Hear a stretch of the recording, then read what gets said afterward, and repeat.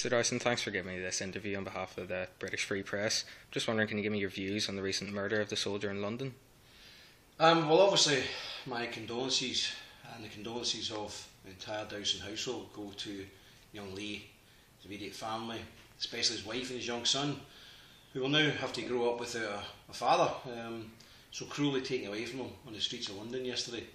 And unnecessarily so, because the people who did this were known to people like me. I knew who they were. I've produced publications with these people's photographs, well, at least one of their photographs, from years ago.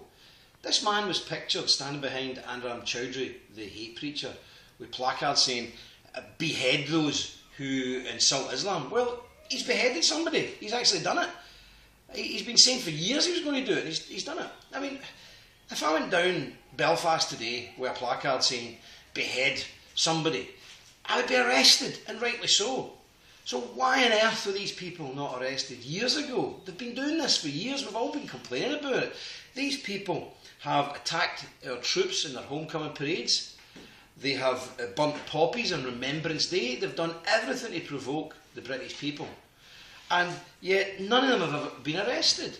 I mean, when they attacked the troops in Luton, I mean, they burnt the poppies in London at Remembrance Day, quite rightly, English patriots were outraged and words were exchanged. The only people who were arrested were English British patriots. None of the Muslims were arrested. We're supposed to have laws here that prevent hate crime, hate speech. If I say anything about the homosexuals, I'd be arrested. If I said anything about Islam out in the street, I'd be arrested. Yet these people can have placards declaring that they're going to behead people who don't agree with them. And they've been doing this for 7 or 8 years and nothing has happened to them.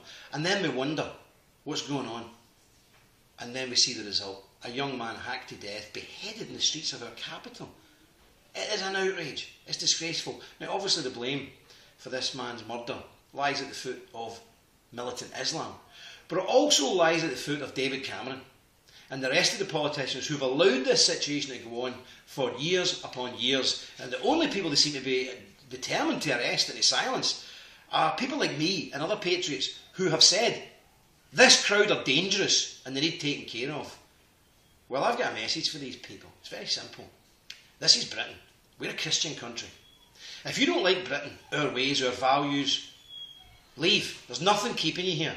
It's as simple as that. And if you can't afford to go back to where you came from or where you want to go, perhaps some Muslim country, if you can't afford it, you contact Jim Dowson. I'll pay your fare and put you in the first plane out there. Thank you. Thank you very much.